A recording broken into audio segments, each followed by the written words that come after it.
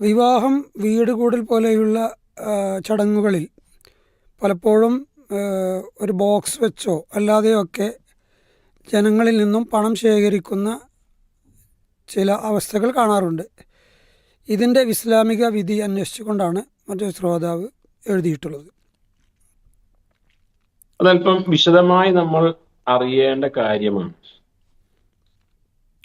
പഴയ കാലങ്ങളിലൊക്കെ സ്വാഭാവികമായും ഒരു വിവാഹത്തിന് ചിലവ് വളരെ കൂടുതലുണ്ടാവും എന്നതുകൊണ്ട് കുറുക്കല്യാണമെന്നോ കുറ്റൂസ എന്ന പേരിലോ ഒക്കെ ഇത്തരം ഒരു സമ്പ്രദായം ഉണ്ടായിരുന്നു. ഇപ്പോഴും വിവാഹത്തോടനുബന്ധിച്ചും ചിലപ്പോ പുതിയ വീട് നിർമ്മാണം കഴിഞ്ഞ് കുടിയെടുക്കുമ്പോൾ അപ്പോഴുമൊക്കെ ഉണ്ടാകാറുണ്ട്. ഒരു യാചന അല്ലെങ്കിൽ ഒരു ഇരക്കൽ എന്ന രൂപത്തിലാണ് എങ്കിൽ അതൊരിക്കലും പാടില്ല. കാരണം ഇസ്ലാമിൽ യാചന വളരെയധികം വിരോധിക്കപ്പെട്ട കാര്യമാണ്. പ്രത്യേകിച്ച് ഒരു വീട് നിർമ്മിക്കുവാൻ സാധിക്കുന്ന ഒരാൾക്ക് അൽഹംദുലില്ലാ പിന്നീട് അതിലേക്ക് എന്തെങ്കിലും സാധനങ്ങൾ ആളുകളോട് എരന്ന് വാങ്ങേണ്ട ഒരു അവസ്ഥ ഉണ്ടായിക്കൂടാ.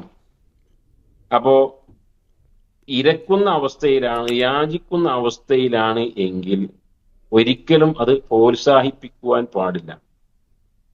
എന്നാൽ ഒരു കല്യാണത്തിന് അത് ആണിന്റെ ആകട്ടെ പെണ്ണിന്റെ ആകട്ടെ ഒരു കല്യാണത്തിന് ഇന്ന് ഭീമമായ ഒരു സംഖ്യ വരുന്നു. അവിടെ പരമാവധി അതിൻ്റെ ആളുകൾ ശ്രദ്ധിക്കേണ്ടത് തങ്ങളുടെ കൊക്കിലൊതുക്കാൻ കഴിയുന്ന രൂപത്തിലുള്ള വിവാഹവും വിവാഹ സൽക്കാരവും നടത്തലാണ്.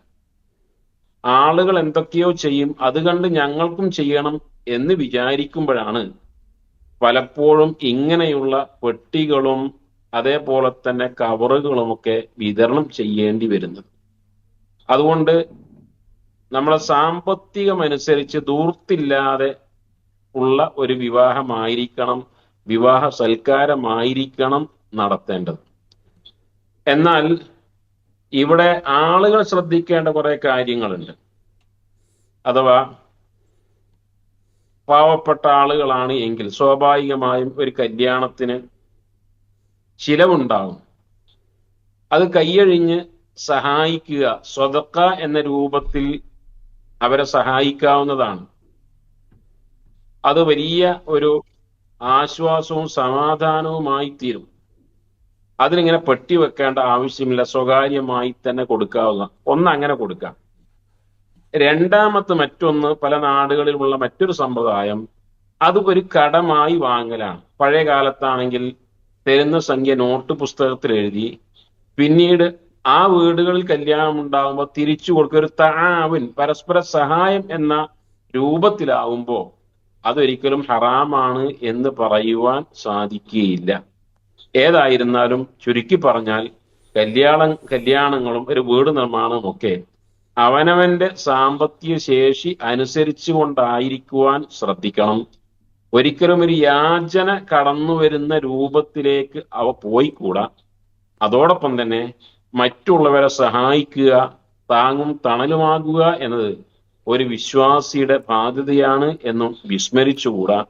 ഇതിൽ ഒതുങ്ങി നിന്നുകൊണ്ട് ഓരോ നാട്ടിലും നടക്കുന്ന സമ്പ്രദായങ്ങൾ എന്താണ് എന്ന് അവനവൻ വിലയിരുത്തിയാൽ മതിയാവും ഇൻഷാ അല്ലാഹ്.